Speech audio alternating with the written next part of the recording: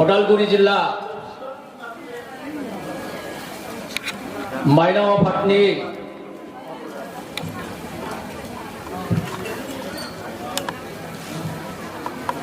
खुंगा 18थि बिमा माहारिनि गेवलां सावरायमेल आरो बे दायसआवनो बे जौस्रावनो मियानिफ्रायनो जिल्लानि सिङाव थानाय आइडियाल बियाबनि खुंगा 9थि बिमा माहारिनि सावरायमेल आरो बे बियाबनिनो लाइमोन आफादनि 19थि सावरायमेल मेलाव बाहागो लानाय आलासि महरै आं बिथांमोनखौबो आंनि गोरबोनिफ्राय माने खुलुमनायखौ आङो जासिहरबाय। दा दिनै बे उदालगुरि जिल्ला माइनाव आफादनि बिमा माहारिनि जिथु 18थि सावरायमेलावहा नोंथांमोननो थाखाय बोसोन होनो थाखाय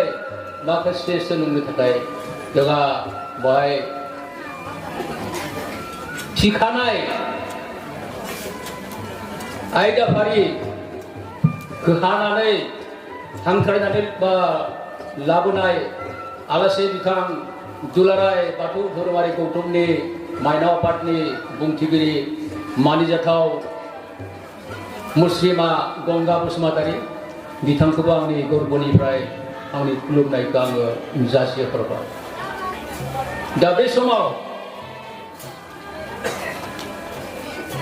बे दिनैनि सावरायमेलखौ आं खोब बेखेवगिरि महरै बिथांमोना बा आफादा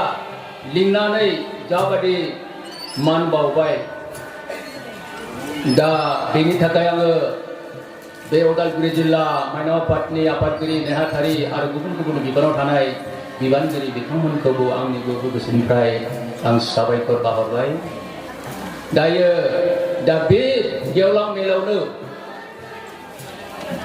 आलासि महरै हांख्राय जानाय आलासि महरै लिंना लाबोनाय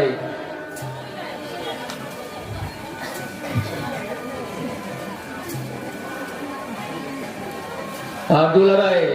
बाथौ धोरोमारि गौथुमनि माइनाव आफादनि आफादगिरि लोगो आफादगिरि आरो लाइमोन आफादनि बुंथिगिरि आरो जिल्लानि गुबुन गुबुन बिबानाव थानाय बिबानगिरि नोंथां लोगोसे जोंनि जिल्लानि सिङाव थानाय गासै 22टा 22 आनसलिक आफादनि थान्दै महरै बाहागो लाफैनो हानाय माइनाव नोंथांमोन लोगोसे रायजो राजा नोंथां दा बे समावहा आंखौ दिनैनि बे सावरायमेलखौ बेखेवना होनायनि जा नेहाथारिया खावलायनायलाय आं जास्ट फंनैसो बाथ्राल'सो बुंनानै आं माने बेखेवना होनो सानदों। नाथाय आं दिनै जिल्लानि आफादगिरि बिबानाव थानायलाय बे बेखेवना होबाल' जानाय नङा, फंसे बाथ्राखौ बुङाब्लाबो आंहा जानाय नङा। दा बेखायनो जा हक आं माने थिग समखौ नायनानै फंनैसो बाथ्राखौ बुंगोन। थालांखागोन समनि बहुद आंखाल। दा जा हक नंगौ माने मोनसे हारिया तारमाने एटा जाति जीआई থাকিবলৈ হলে ভাষা সংস্কৃতি আৰু ধৰ্মৰ প্ৰয়োজন। যদি ধৰ্মই নাথাকে তেতিয়াহ'লে সংস্কৃতি সৃষ্টি কেনেকৈ হ'ব? आं बेखौनो बर'नो बुंनो नागिरदों। मोनसे हारिया थांना थानो गोनां जायोब्ला गावनि असे राव थुनलाइ हारिमु आरो धोरोम नांगोन बे मोनथाम बुस्थुआ ओरैबादि जड़ित ओरैबादि अर्थबत बेखौ बे बोखारना थांना थानो हाया धोरोम गैयाबा हारिमु जाया संस्कृति विहीन माने धर्म विहीन संस्कृति असम्भव सोरबा बुंनो थाङो नाय धोरोमजों हारिमुआ लोब्बा गैया दङ बेखायनो बुंदों हारसायै संस्कृति जाति अस्तित्व रैखा करे बे हारिमुआ जाबाय हारिनि रैखाथि बिनि मान थाखो बे हारिमुआसो रैखा खालामगोन आरो बे बाथौ धर्मआ जाबाय बर' हारिनि संस्कृति माने हारिमुनि गुबै फुंखा बे जुदि बाथौ धोरोम नङाबा जोंहा 9 जरा खेराइ मोसानाय बे आयदाफारिखौ जों बहा मोनगोन दा मख'जाथाव नै बेबादि दिनै आइडियार बियाफावनो जों नुनो मोनदों थुंग्रियावहा गसंनानै मोसानाय थुंग्रियाव गानानै मोसानाय बे मानिफ्राय फैगोन बेलाय बेबो जोंनि हारिमु बेबो जोंनि हारिमु आरो बे जुदि गैयामोनब्ला जों बेनिफ्राय जों मा मिथिगौमोन दा बेखौनो बाथौआ बर'नि गिबि आरो आंगो धोरोम बे गिबि आरो आंगो धोरोमखौ माने जारिमिन मोनदांस' हायै समनिफ्रायनो बे बर' हारिया बे बर' जातिया धोरोमखौ फालिनानै इसोरखौ नुवाथाय इसोरखौ सिबिनानै माने अप्रासंगिक गनाय जायै नेमखान्थिखौ लानानै बिथांमोना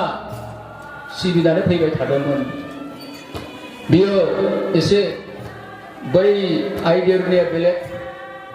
बै हरिसिंहानिया बेलेग बै बर' बाजारनिया बेलेग बै रौतानिया बेलेग बेबायदि जोङो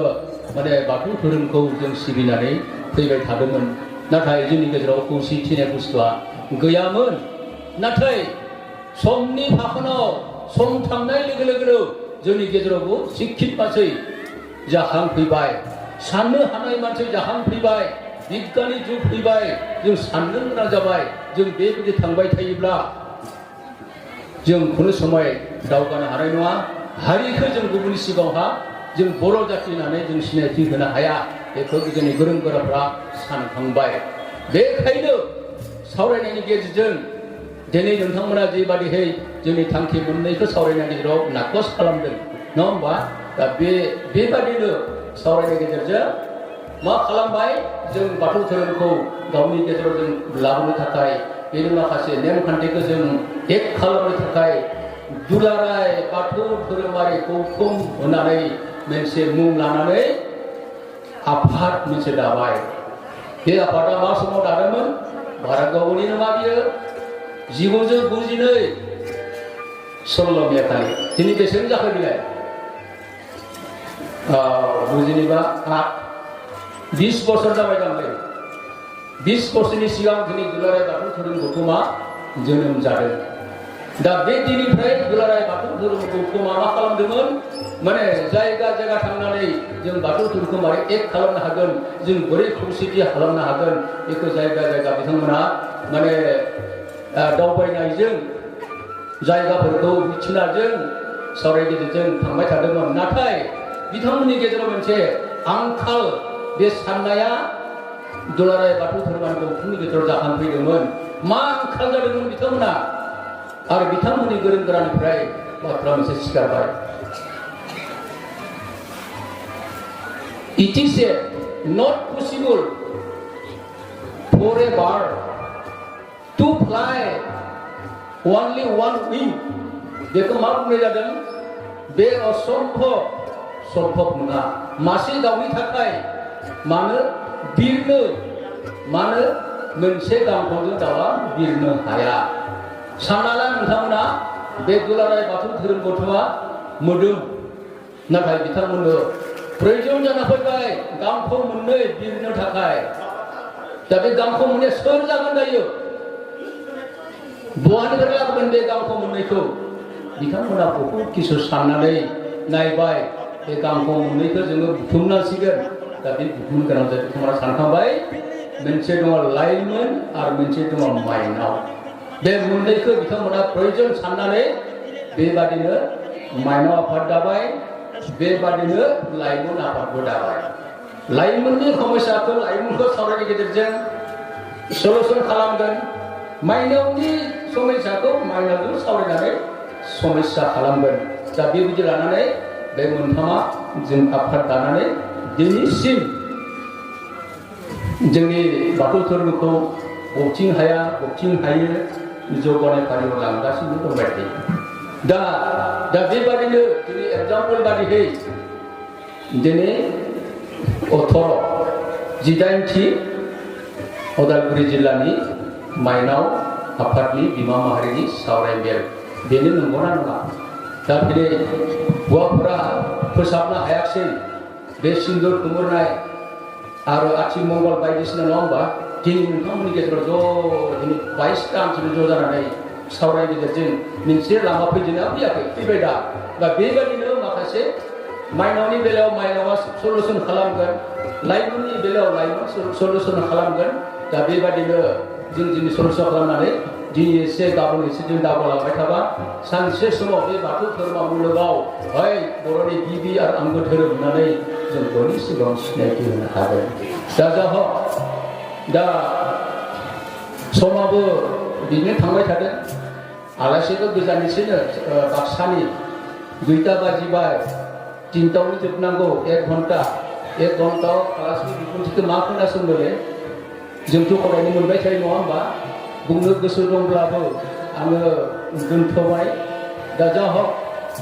आलासिया दिनै आलासिखौ नोंथांमोना बहुद किसु आसा साननानै लिंना लाना फैदों आरो बिथांनि बुंनो गोनां जिथु थिखानाय आयदाफोरा जाबाय खुब मोजां धोरोमनि गेजेरजों न'खर दानायावहा माबायदि समस्याखौ सलुसन खालामनो हागोन बे बेलायाव बिथांनि आयदा गोलैदों लोगोसे धोरोमनि गेजेरजों जोंनि समाजखौ जों बोरै एक खालामनो हागोन बा जोङो बयजोंबो खौसेथि खामानि मावनो हागोन बे मोनसे आयदाफारि आरो बेजों लोगोसे जोंनि बायदि साइडनि जौगानाय बे फारियावहा बे धोरोमानो खालामदों होननानै बिथांनो आयदाफारि होदों दा बेखायनो आं नोंथांमोनखौ खावलायो जोंहा उदालगुरि जिल्लानि सिङाव थानाय गासै 22टा ओनसोलनि दिनै थान्दै आरो बाथौ अरुफावरि नोंथांमोनखौ खावलायो आलासिया जिबायदि आयदा थिखानाय होदों बे आयदानि सायाव मोजां रोखोम बाथ्रा बुंलांगोन बेखौ आं नोंथांमोननि सायावहा आंनि रिकुवेस्ट आंनि अनुरोध आंनि आरज जे मोजां खोनासंनानै जाहाथे दा बिथांमोन बादि नोंथांमोनाव सानसे बबेबा समावहा बेबायदि बाथ्रा लाखिनानै बुंनो हागोन आं बेखौ आं मिजिंथियो दा आंहा बुंनो गोनाङा बहुद दङ नाथाय आंखौ बुंबाय थायोबा आलासि बुंनायनि स्कप मोननाय नङा आं गुबुन लाइनाव थांबा मोननाय नङा दा बेखिनिखौनो आं बुंनानै आलासिनि जिथु सावरायनायखौ आङो बेखेवना होबाय होननानै आङो फोसावबाय जय जागोन सावराय मेलाव नुजाथिफैनाय एबा दानि